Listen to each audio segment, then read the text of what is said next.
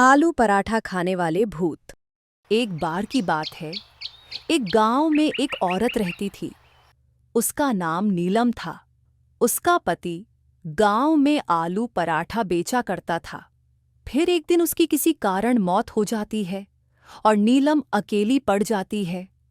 उसके पति ने जितने भी पैसे जोड़े थे वह सब अब खत्म हो जाते हैं। हे भगवान! अब तो सारे जुड़े हुए पैसे भी खर्च हो गए। अब मैं घर का खर्च कैसे चलाऊंगी? लगता है अब मुझे ही आलू पराठे की रेडी लगानी होगी। लेकिन मेरे पास सामान खरीदने के तो पैसे ही नहीं हैं। फिर वो उधार में आलू खरीदने के लिए सब्जी मंडी जाती है। भाई साहब, क्या आप मुझे 10 किलो आलू उधार दे सकते हो? मैं जल्दी आपका पैसा चुका दूंगी। अरे नहीं नहीं, उधार नहीं दे सकता। हर जगह बाढ़ आने की वजह से मंडी में आलू वैसे भी बहुत महंगा हो गया है। नीलम बहुत सारे व्यापारियों के पास जाती है, लेकिन उसे कोई भी उधार में आलू नहीं देता। फिर वह परेशान होकर गांव वापस लौट रही होती है। कितना अच्छा होता अगर हमारा खुद का एक खेत होता। मैं खुद के आलू उगा लेती, बाहर से खरीदने भी नहीं पड़ती और मुनाफा भी ज्यादा होता। तभी नीलम की नज़र एक खंडहर के आगे खाली पड़ी जगह पर पड़ती है। वो जगह बहुत उपजाऊ दिख रही होती है, खेती के लिए एकदम सही। एक काम करती हूँ, इस खाली जगह पर ही आलू उगा देती हूँ।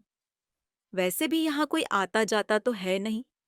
कुछ ही दिनों में मेरे पास बहुत सारे आलू हो जाएंगे। एक बार मेरा काम धंधा चल गया तो फिर मंडी से आलू खरीद लूंगी।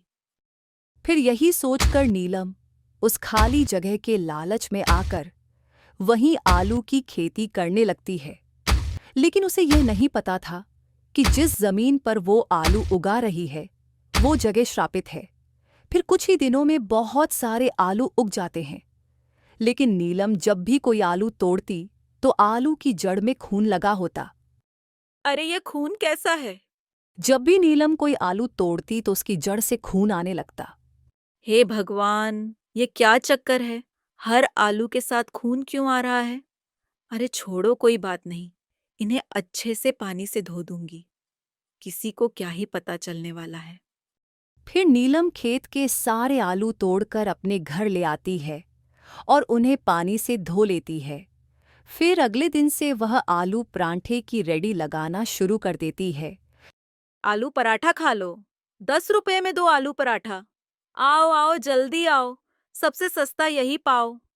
इतना सस्ता आलू पराठा देखकर उसकी दुकान के आगे लाइन लग जाती है। अरे वाह वाह! आज तो मजा ही आ गया। इतने सारे लोग। वाह वाह वाह! फिर आसपास के रेडी वाले सोच में पड़ जाते हैं कि ये इतना सस्ता आलू परांठा कैसे बेच रही है। पहले ही दिन नीलम की बहुत अच्छी कमाई होती है, लेकिन उसे क्या पता था कि उसके आलू परांठे की वजह से पूरा गांव तबाह होने वाला था। फिर आधी रात होते ही अरे बहुत दर्द हो रहा है। अरे क्या हुआ जी?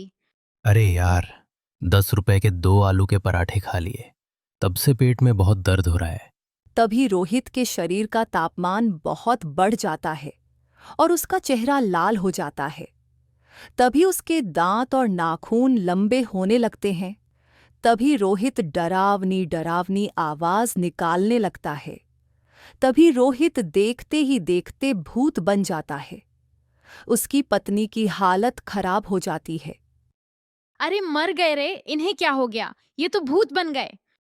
मुझे भूख लगी है, मुझे आलू पराठा खाना है। जल्दी मुझे आलू पराठा लाकर दे, नहीं तो मैं तुझे खा जाऊंगा। अरे नाश पिटे, आधी रात को मैं आलू के पराठे कहाँ से लेकर आऊं? तेरी इतनी हिम्मत? रुक, तुझे अभी मजा चखाता हूँ। तुझे खाकर अपनी भूख मिटाऊंगा। अरे भागो रे, अपनी जान बचाकर भागो। ये नाशपिटा तो मुझे खाने की बात कर रहा है। तभी रोहित की पत्नी भागते भागते घर से बाहर निकल जाती है और घर का दरवाजा बाहर से बंद कर देती है। तभी वो देखती है कि और भी औरतें चीखती चिल्लाती अपने अपने घरों से भाग रही हैं। अरे क्या हुआ बहन, तुम भाग क्यों रही हो? अरे बहन, पता नहीं अचानक से मेरे पति को क्या हुआ। उन पर किसी भूत का साया हो गया और वो मुझे खाने को दौड़ पड़े। मैं बहुत मुश्किल से अपनी जान बचाकर भागी हूँ। पता नहीं जब से आलू पराठा खाकर आए हैं तब से बहकी बहकी बातें कर रहे हैं। तभी वहां और भी औरतें आती हैं। उन सब के पति भी परांठा खाने के बाद भूत बन चुके थे। खोल दरवाजा, मुझे भूख लगी है। खोल दरवाजा, खोलो। दरवाजा खोलो, मुझे आलू पराठा खाना है। वो सभी भूत अपने अपने घरों में कैद थे और खिड़कियों से गुर्रा रहे थे।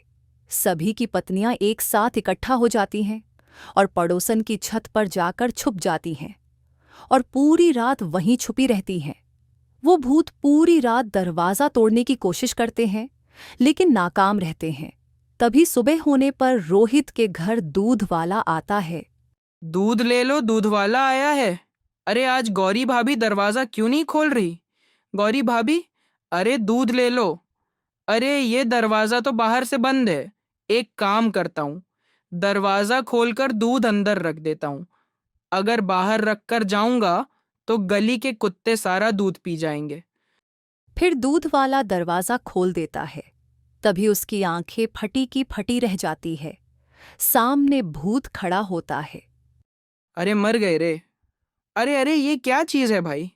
अरे भूत जी, मैं तो दूध देने आया था। अरे मुझे माफ कर दो। फिर दूध वाला वहां से उल्टे पैर भागने लगता है। अरे मर गए रे। अरे ये भूत कहाँ से आ गया? अरे नहीं, ये दूध वाले ने तो दरवाजा ही खुला छोड़ दिया। अब क्या होगा? फिर भूत गुर्राता हुआ घर से बाहर निकल जाता है और अपने साथी भूतों को भी उनके घरों से आजाद कर देता है। अब वो सब भूत गांव की सड़कों पर घूम रहे होते हैं। अरे गौरी बहन, अब क्या होगा? ये कमबख्त सारे भूत तो आजाद हो गए।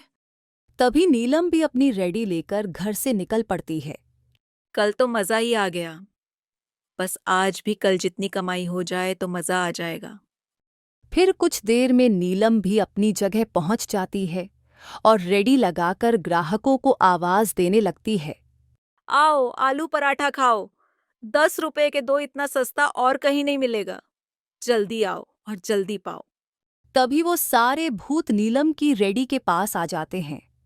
उन्हें देखकर नीलम के होश उड़ जाते हैं। अरे मर गई रे। इतने सारे भूत कहाँ से आ गए? हाय, अब मैं क्या करूं? ओ नीलम, जल्दी से आलू पराठा खिला। मैं कल रात से इसे खाने के लिए तड़प रहा हूँ। हाँ हाँ जरूर भूतजी। मैं अभी आप सबके लिए पराठे बना देती हूँ। अरे यार, मैं कहाँ फंस गई? अब मैं क्या करूं? अगर मैंने कोई भी होशियारी दिखाई तो ये सब मिलकर मुझे ही खा जाएंगे। वहीं दूसरी तरफ रोहित की पत्नी बाकी सब औरतों को लेकर जंगल में तांत्रिक के पास जाती है और उसे सारी बात बताती है। तांत्रिक अपनी शक्तियों से सब देख लेता है। यह सब उस नीलम के लालच की वजह से हो रहा है। उसने सबको श्रापित आलू खिलाए हैं, जिसकी वजह से सब लोग भूत बन रहे हैं। तुम औरतों को मेरा एक काम करना होगा। फिर तांत्रिक उन औरतों को अपनी तरकीब के बारे में बताता है। वहीं दूसरी तरफ भूत नीलम की रेडी पर पराठे बनने का इंतजार कर रहे होते हैं। ए नीलम, जल्दी पराठा बना, नहीं तो तुझे ही खा जाएंगे। आज का दिन ही खराब है। एक तो बोहनी भी नहीं हुई, ऊपर से नास पिटे भूत फ्री का खाना खाने आ गए। तभी वह औरतें दबे पांव आती हैं और नीलम की रेड़ी के पास रखी आलू की बोरी को उठाकर भागने लगती है। भूत ये देखकर हैरान रह जाते हैं। ए बेवकूफ औरत, ये आलू की बोरी कहाँ लेकर जा रही है? रुक। अरे गौरी बहन, जल्दी भागो, ये कमबख्त भूत हमारे पीछे ही आ रहे हैं। अरे मैं तो लुट गई, बर्बाद हो गई। मेरे तो आलू ही चोरी हो गए। फिर नीलम भी उन औरतों के पीछे भागने लगती है। फिर वो सब औरतें भागती हुई तांत्रिक के पास पहुंचती हैं। वहां तांत्रिक ने हवन तैयार किया होता है। उसमें आग जल रही होती है।